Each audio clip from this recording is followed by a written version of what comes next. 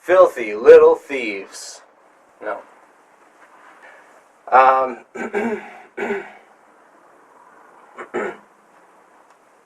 Okay.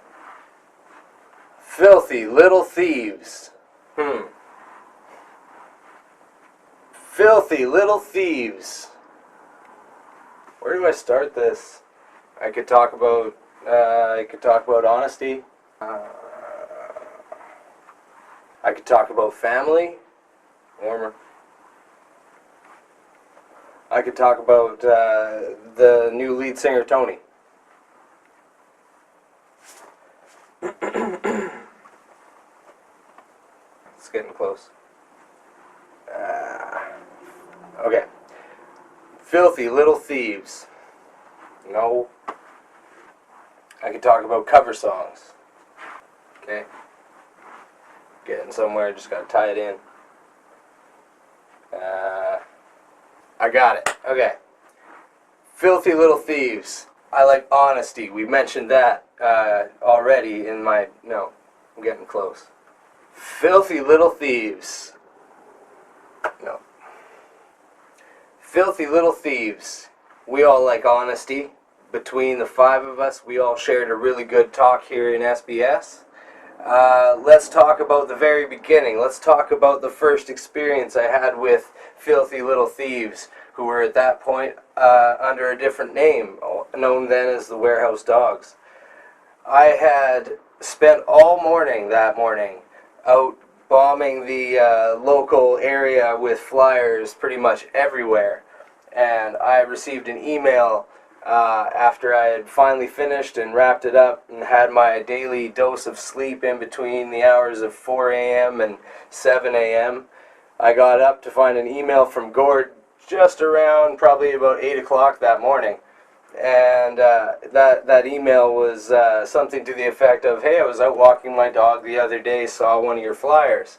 And I'm laughing to myself and I'm thinking, not the other day, man, just like 4 hours ago maximum kind of thing. I had just finished. So very happy to know that local advertising works. You can do lots of things to get the word out. And Gord, we thank you for finding us, because Filthy Little Thieves ended up being a great experience for us here again at Sleeping Bag Studios. Something that we had a really good time in filming, and a long anticipated meeting in between when Gord did contact us and now. Obviously they've made that transition from being the Warehouse Dogs to being Filthy Little Thieves. They've gone through lineup changes somewhat as well. There's a core three. This is a family band. A father, two sons. We've got Gord, we've got Alex, and we've got Griffin. And the singer lineup is somewhat changed. Now they found a real genuine tone and a real genuine voice through Tony, the new lead singer. Now, another true story for you. Tony looks a fair amount like Gord when you haven't met Filthy Little Thieves before. So based on my experience and based on my wanting to meet Gord and him wanting to meet me as well and have this day at SBS after a long anticipated setup, what happened was I assumed that was just going to be the first person I met. So when I saw somebody that looked similar enough to Gord bounding out of the van towards me, I stuck my hand out right away and said, hey, nice to meet you, Gord. At which point, lead singer Tony looked at me and said, apologies, Tony, I know who you are now. And what's even more surprising is that I already did know Tony, in a way. I think Tony was a little bit surprised to find out that I had already seen him singing by the time he had got here that day in our studio, as there was just a recent post of a cover of the Sheepdog song, I Don't Know, on their Facebook site. Now, I love the way that it's posted. I've mentioned this already. This is a song that's been posted with an incredible honesty. It's got flaws, it's got mistakes, but not to rip too much off from Tosh.0. These guys need a web redemption, so we're going to find one for them here at Sleeping Bag Studios today and give them that chance to really go back and nail I Don't Know by Sheepdogs. So I'm excited to bring that to you. I'm excited to show you Filthy Little Thieves. I think that this is a band that really knows where they're at. It was a challenging interview in the sense that Alex and Griffin, the two younger thieves, they are at that age where it's tough to pull words out of them. But I think we managed, and I think we got some good stuff from Alex and some good stuff from Griffin at the end here. So a third and final true story for you. Filthy Little Thieves was a great time here at SBS, and we're ecstatic to be able to show that to you on SBS Live this week. I met a girl I like, her name is Saturday. She don't like stop signs, but I like her anyway. Hey, we get along just fine. Hop aboard a 69. Oh, let me take you for a ride. Nice day on Gord, the wine and play. It's a nice day on Gord, the wine and play.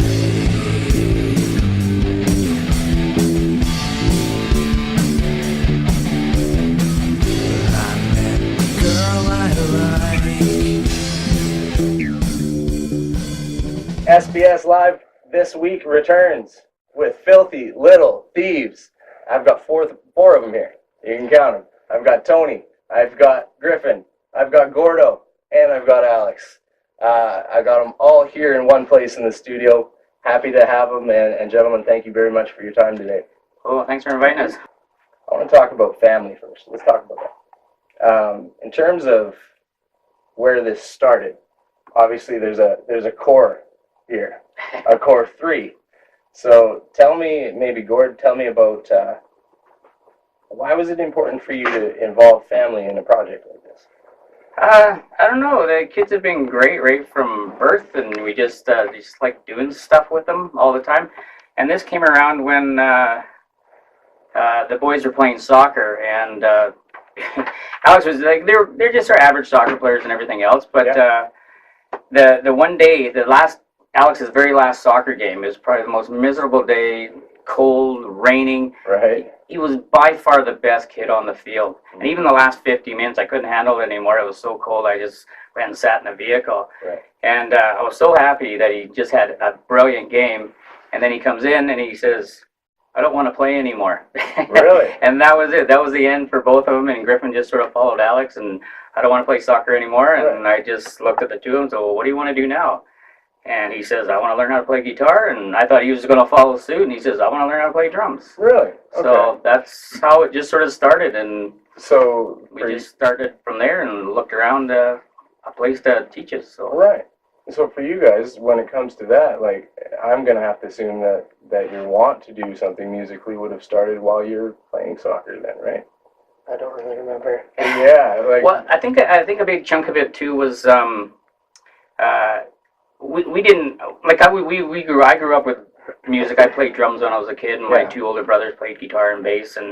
But once we got out of high school, we all quit and didn't do anything with it. But I listened to music all the time, and even when these guys were infants and in the vehicle, there's heavy metal playing and everything else. And the best thing was when they started playing video games. A lot of these video games had rock music in it, and not like Backstreet Boys or anything like that. And I was never going to let that happen either. So, and they started liking AC/DC and everything else, and they just liked the same music I liked. And I think that a lot of it was the video games where they were liking the music. So once that tie-in was done for you guys, it really kind of hit home. You guys feel that way? Like, is that? I mean, it kind of does really bring it all together. It's something that you're interested in, and then all of a sudden, this other interest develops from that, right?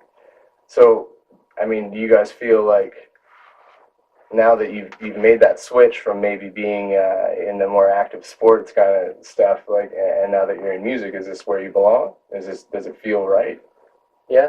Well, I still mountain bike, and I kind of started playing tennis. Okay. But music's a lot more fun. We go out and play golf every once in a while. Yeah, actually, he's a golfer? natural. Yeah, he's a pretty good golfer. I got an audio engineer somewhere in the back there that'll be interested in talking to you about that.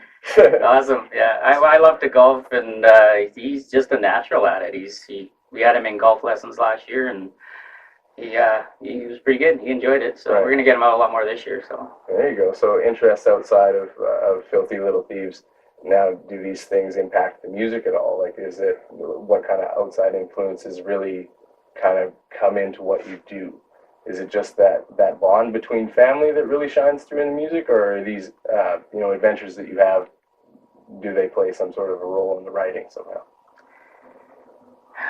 No, I think it's a family thing. For me, it's just a absolute freaking blast. It just, I turn around, we were jamming and wherever we've been playing, or even when we first started with Colin Daniels in his studio, and it was every time I turned around, there's him on the drums, 9 years old, hitting the skins, and he's started doing lead solos and using a pedal, and I was like, holy crap, is this ever cool? Right. And it's even cooler now because last June we dropped the teaching and we decided to give this a shot on our own and see what happens, and put an ad in Craigslist and found Tony. We found another guy, Jordan. Yeah.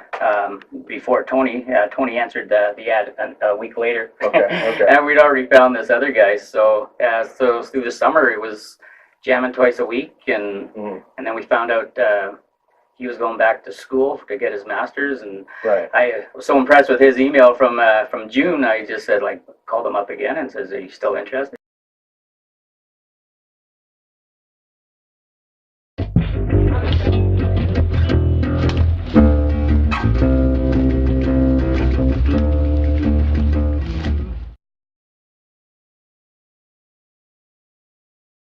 Talk to me about that. What? Because I'm not ignoring you here, big guy. Talk to me about that email.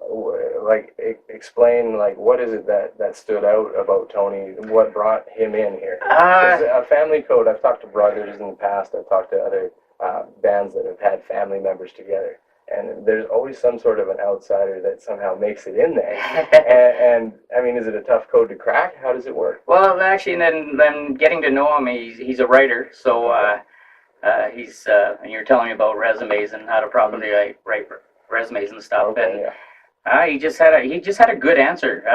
It was a fairly short answer to what I was looking for, but it was well done. And he said what did you say, you were a tenor? I can sell myself. There you go. He's good at that, he can sell himself. But it was just that he sounded like a really accomplished singer from what he wrote. And I thought, well, that would be really cool to have this real cool singer, a really good singer. And when we've had singers in the past, and they're all, they can sing and stuff, but we haven't had someone that was just mind-blowing. Absolutely, yeah. And I remember the first day he came in and started singing for us, looking back at Griffin on the drums, and his eyes were wide as saucers, going holy crap. Even songs that we were starting to hate playing, and all of a sudden Tony brings his little element to it, and we were just like, holy shit. Right. And he jumped off the drums though after doing Knocking on Heaven's Door, it's just everybody's covered that tune.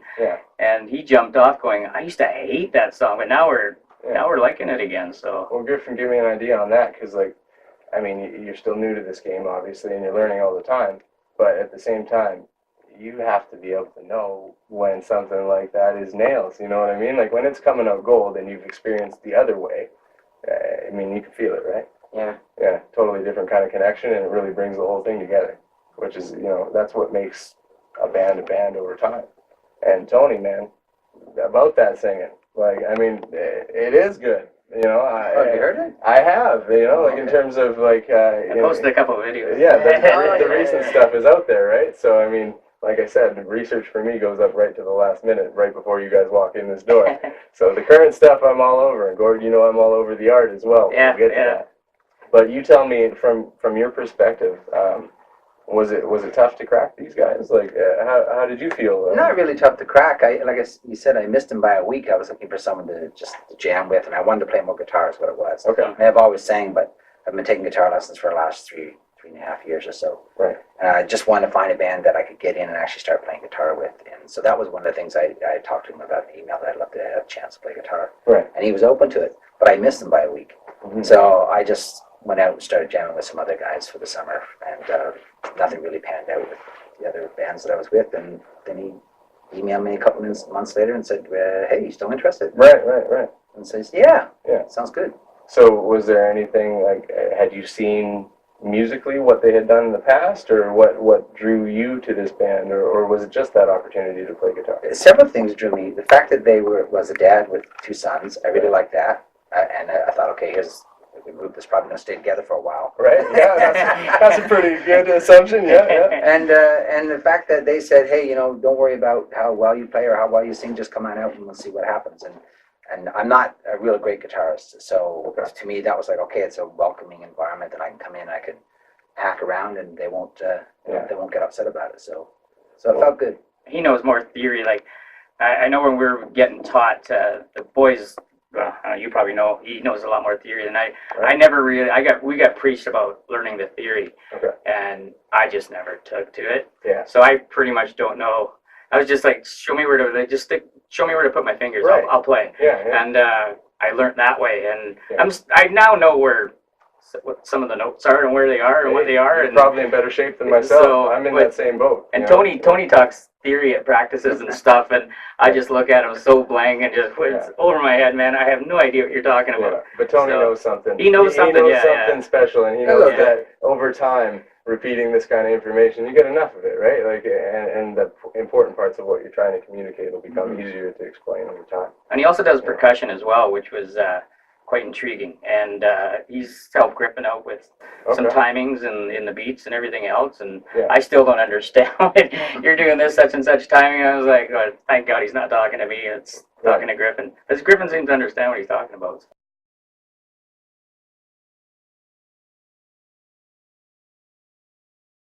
I definitely want to talk about this latest performance that I've seen, the one where you guys cover "I Don't Know" by the Sheepdogs. Oh yeah. Cool tune. There's a lot of places I want to go with this, but I appreciate the honesty of what I see in Filthy Little Thieves, maybe a lot more than what I've seen from other bands. And what I see in a video like that, where it's been posted, and you're well aware of how it was posted, right? Yeah. It's posted with, you get everything. You get a real look at you guys, and you're not afraid to put your mistakes out there. You're not afraid to put yourselves on display that way. So how does that decision come about, and how are you brave enough to make it? Because a lot of people aren't. Yeah, I don't even know if Tony's. I don't know if you've seen that video. I think the trick to it is that he doesn't tell anybody. He just does it. He just does it. Okay, so the decision we find out after here. Yeah, we find out after. Right. Yeah, I don't even know if Tony's seen that video because I left it running, and we did screw up in there, and I just thought it was a neat part of the process because I like talking about the band, and I play in the band with the kids and everything else, and bragging about Tony singing and stuff. And I got a lot of musician friends, and some of these guys are mind-blowing. They just blow me out of the water with what they can do, and I know they don't brag as much as I do, and I just want to show everybody that we're still learning. Right. Like, we are a band, but and we're just doing cover songs right now. I mean, Tony does write some stuff, and we're gonna get into that hopefully this year. So. I think it's fun. I laugh at everything. Everything in my life and these guys' life is about comedy and laughter, and this is part of it. I just want people to see that, we don't nail these every single time. And part of actually when we were learning too, which was a lot of fun, the studios we're at, and with Dylan Redicop, who was our first teacher and our last teacher. Right. And it's if you can screw up and make the other guy laugh and whatever, it's actually a lot of fun. It's a good process. It's a good part about making music, and it gets rid of the nerves. Yeah, too, right? Like once you kind of get through that initial blowout, and it's just like, oh, definitely messed that one up. Let's just keep going. Exactly. We get a good chuckle out of the mistakes, and that's how we learn too. Right. And we learn that way, and I just want people to see that, we're just normal. You're proud of that. Yeah, we're proud of that part. So it's fun. And that's what I mean. Again, I respect that honesty. I really appreciate that about this band, because that to me is very, it's attractive in a different way. I think that's the direction that a lot of the internet is going. And I think that's what's gaining interest and attention from people right now, is seeing honest behavior and seeing like a full personality on display. So, again, that's something that we've always tried to do through our interviews, but again, to see it through a video like that, I've got mad respect for something like that. I gotta watch that video. I know, I could tell you look genuinely surprised, like, you have heard me? How have you heard me? I know.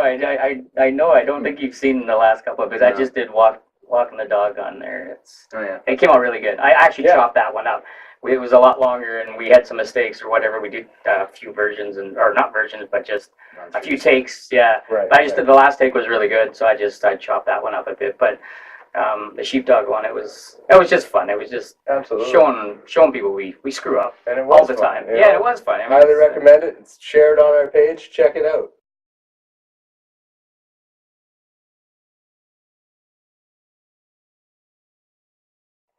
What makes a perfect cover song? Oh, for me, it's just if it's super fun to play. Okay. The more difficult they are, I kind of shy away from. But if these guys are willing to attack it, like we will go and attack it. Mhm. A lot of times I don't get it like right away. Mhm. I'll have to go home and practice a bit and whatever. And we try to make promises to each other. If he doesn't get the vocal parts right or whatever, he says I'll have it. He goes, I'll go home and I'll have this for next week. Right. So he's a lot better at it than I am, but but I try to do the same thing. I try to go home and practice and make sure I have it for next week and stuff like that. And we hash it out. Commitment is there from all of you guys in terms of that. You guys are all looking to be there for each other the next week when that stuff happens. Yeah. These two just kind of seem to, they're younger. I'm kind of getting the impression that these guys just come by it naturally. Like, Yeah, is that what's that's going what on here? You guys just have a bunch of natural talent, and you picked up these instruments and found out that this is what you were meant to do. Sorta. Sorta? Kind of like that? He's Yeah. a pretty good little soloist too. Yeah, it's so they really, when we first started the first studio we were at, that was the one thing they really got into was showing him how to do lead solos right away. Mhm. And he's been doing it pretty much from day one. And I have to admit, the very first day we took these guys in and saw Colin Daniel and that, and when the first practice, like this is no word of a lie. We were at a Christmas concert, and his whole class is up there, and they're all clapping in time. And literally, he was in the total offbeat of them. Right. They clapped, he didn't. They didn't clap, he clapped. I thought, oh my! And this is right when we were talking about putting him in drums. It's like, this is not going to happen. And even the very first day, the first practice, I thought, oh, this might be a bad idea. But we just went every week, and I watched him. Dylan was really good at. He was super patient and found that way to coach it out of it. Oh yeah. Have you guys ever strayed from, like, I mean, drums and guitar? Have you guys ever tried anything else? Alex is going to do singing next. Yeah, that's where he's headed, eh? Well, You want actually, everyone to sing. Yes.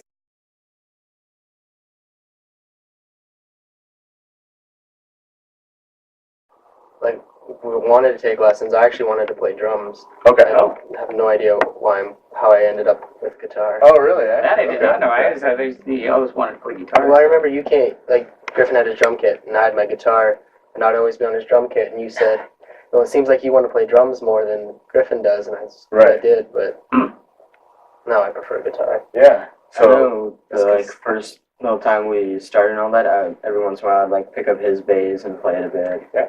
Well, the studio we were at too, Colin was huge on you learning every instrument possible. If you wanted to learn bass and you were the drummer, like, get on the bass, like, I'll show you how to play it. Or piano, here, you sit behind here, I'll show you how to play it. They were very, very big on that, so. Right. And I love getting behind him. I mean, he's turning out to be a better drummer than me, so. I can do some things, but I have fun at it, but he's actually pretty solid. So. That's what you want to see, though, as a dad, right? Like, I mean, outside of the band factor for a second, and I mean, you know what that's like from an outside perspective to watch something like that really happen over time. I mean, there's an element here that is unique to this band that, we all kind of get to watch you guys progress through this. Now, that age difference itself, do you guys feel that? Like, is there an age difference? Yeah, exactly. It looks pretty average across the board, maybe, but yeah. But, like, I mean, is it something that's recognized? Does it come up at all? Like, is there a coolness factor? Like, is there any worry about playing with your parents, that kind of thing? Like, does that come into it? I supply all the equipment, so. Right. Yeah. I do all the hard work. Yeah. I mean, everything we do own, and we own quite a bit of stuff, but it's never come out of my regular paycheck. It's always, like I said, I do the art on the side. I'd go paint murals, and I'd make some money there. Sound of Music. We got new guitars, new drum kit from, I finally convinced Kathy at Sound of Music to change this god-awful mural they had. Right. And they weren't budging, and I finally says, well, I can work a contra deal. And as soon as I said that, Kathy just jumped on it, and we started hashing things out. I actually wanted to paint something totally different. I wanted a lot of famous musicians on there, but they didn't want to run into copyright issues and stuff, so we had to come up with something different. They wanted to go really loud. That's why the building's orange. Yeah. That was Kathy's idea, and they wanted to be seen from other streets and everything else. Yeah. And they've their business has increased quite a bit, they said, since, and even the stores beside them, the bakery and Carl's Meats and stuff, they said they're getting more foot traffic because of their store being as bright and loud as it is. And well, you bring that element to the music as well, because your art is not only, I mean, you do Gord Patterson arts, but you also have this tie-in with your music here in Filthy Little Thieves, that you've brought in this element, these digital designs. I see all kinds of creations come out through you. So, I mean, you know, I'm big on art and music being kind of a combo together and not being represented enough. How important is that to you guys? Like, is that something that you consider a lot, or is that, again, kind of Gord's department and he runs with that? How does it work? Well, like Tony says, I don't tell them anything. I just I go and do. I go do stuff, and hey, this is what we're doing. And what do you think? Well, actually, I did ask you about the names and stuff. We're trying to come up with a band name and stuff like that. And I really wanted the band name to be reflective of something we really like. And I love the logo you did for it. Yeah, it was great logo. You know, yeah, it's just a big thumbprint, and I worked on it at work, and the other guys in the office were looking over, going, "Hey, that looks really cool. That looked really cool on a shirt." Just a thumbprint itself, and the name just came out of Lord of the Rings, and we're just huge Lord of the Rings fans, and that's shared universally here across the board. Right? Okay. I wasn't sure if Tony was or not, but we have them all. Yeah, we got boys. I got 2 boys too, so. Okay. Yeah. And musically inclined, just to interject here. They are, but they're not active musicians. Okay. They both take music lessons, and they're natural, but they have other interests. Right. Fair enough, right. Yeah. So it's just being huge Lord of the Rings fans, and I just searched out quotes and sayings and phrases from Lord of the Rings, and every time I found one, I would punch it in and see if there's that. I put the word band behind it, and sure enough, oh God, somebody's already got that name, and somebody's already got that name, and then Filthy Little Thieves came up, and I just went, wow, that one's really good. I like that, and searched, and nobody else had it. So I said, I'm going to go with that. I'm going to run with this one. So. But it even started as something different. It was before that, the Filthy Little Thieves. Yeah. You guys made that conscious choice. Tony, Tony input, right, to drop the. Yeah, that was his writing. It seems like a small thing to most, but honestly, I know how important that kind of stuff I got can it be. from Facebook. Yeah. Drop the Facebook. Remember that? Yeah. Okay. So there you go. Right. So it makes sense to me. Yeah. Actually, you had a good explanation and everything else, and I went, holy crap, that actually makes a lot of sense, and instantly just dropped the. Yeah. That was it. So. At the end of the day, I mean, it really does put people right to your band rather than searching through a whole, depending on the website that you guys end up on, through your music one day, you could end up in a sea of the bands. Yeah. And you don't want to be there. Yeah. Right? You want people to be easily searching for you guys.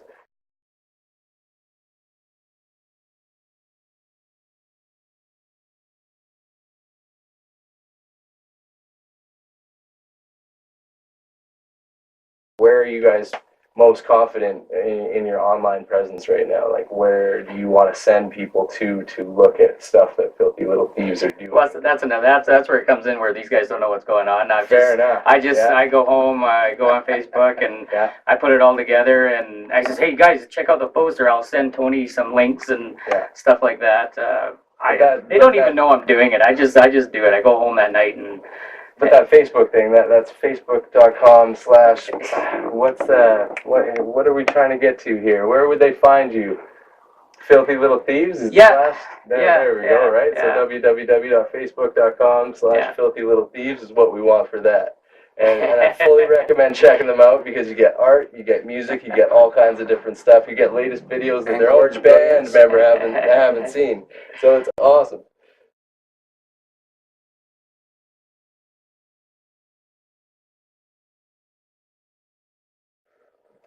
Let's tell me about the upcoming direction of Filthy Little Thieves overall. Is it a cohesive plan here? Like, do you guys have an idea of what success looks like for you guys? Well, basically, right now we're still growing, we're still learning, and I don't want to take Tony away from his family too much. once we stop with teaching, I just want to do this at least once a week. Just keep it going, keep the boys interested. I was told once, with sports, you don't always have that for life. At least music, you can be playing it in your 80s, 90s if you choose to live that long. That's a good point. You always have it, and I just want to keep them. I don't want them to lose interest. And is that possible, guys? Like, how do you feel? I don't think I'm ever going to lose interest. Right.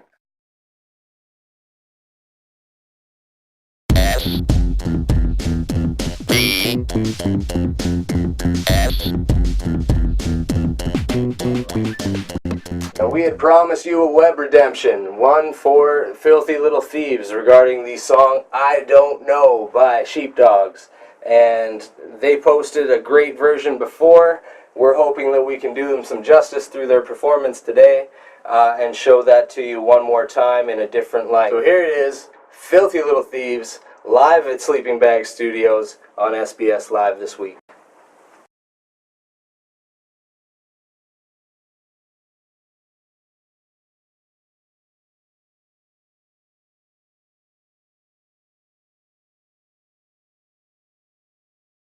Yeah.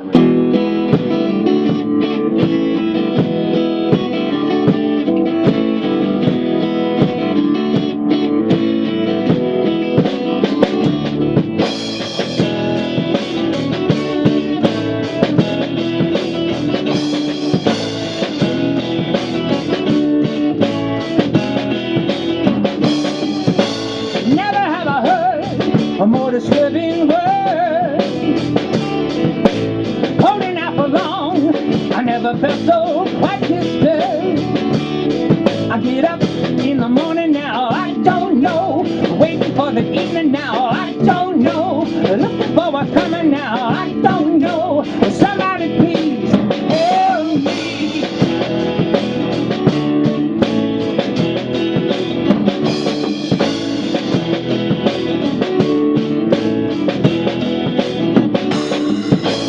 Looking back at me, there's more than mystery.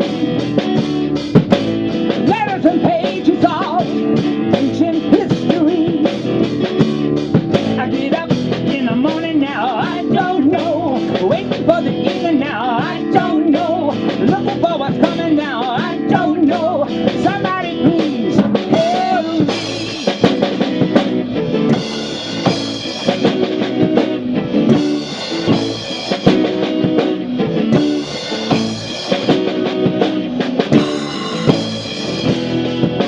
I don't know. Help me. I don't know. I don't know now. Help me. I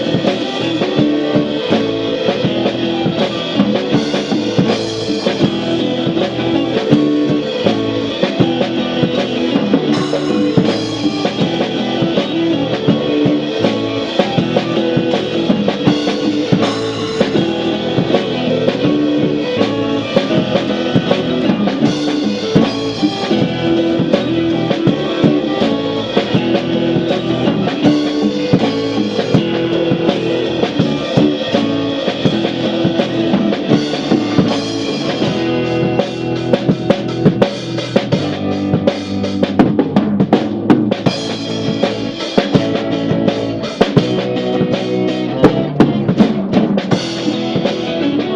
know. Help me. I don't know. I don't know now. Help me. I don't know. Help me.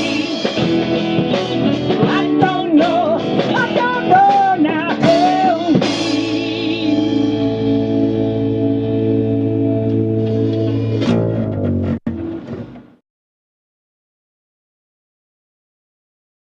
Gord, Alex, Tony, and Griffin, thank you very much for being with us at Sleeping Bag Studios on SBS Live this week.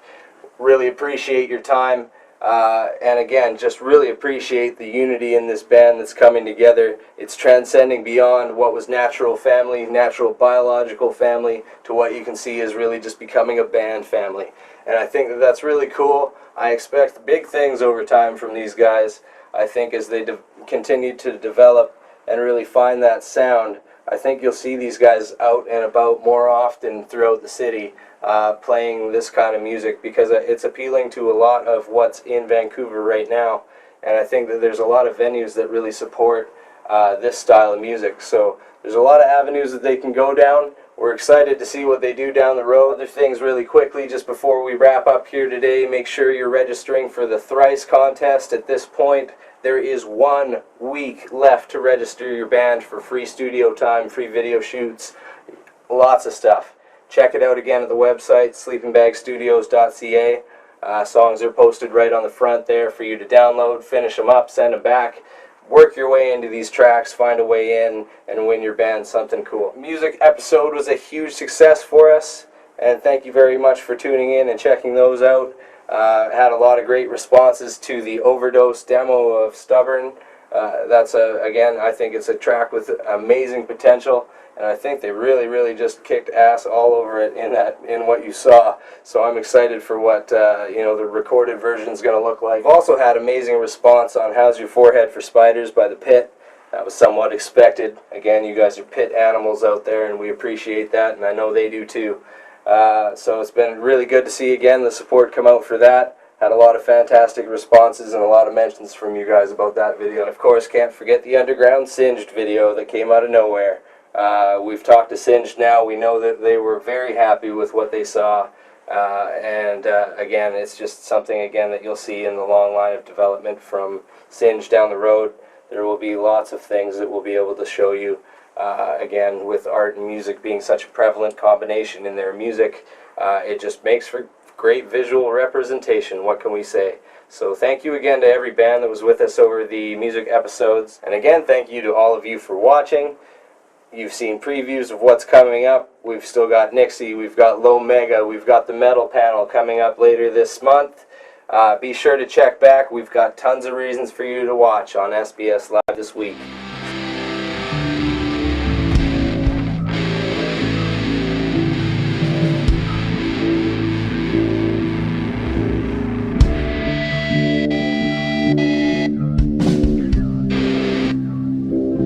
I feel like I failed you.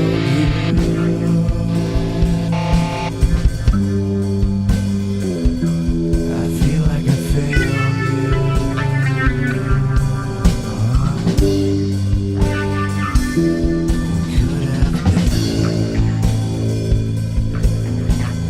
Could have been.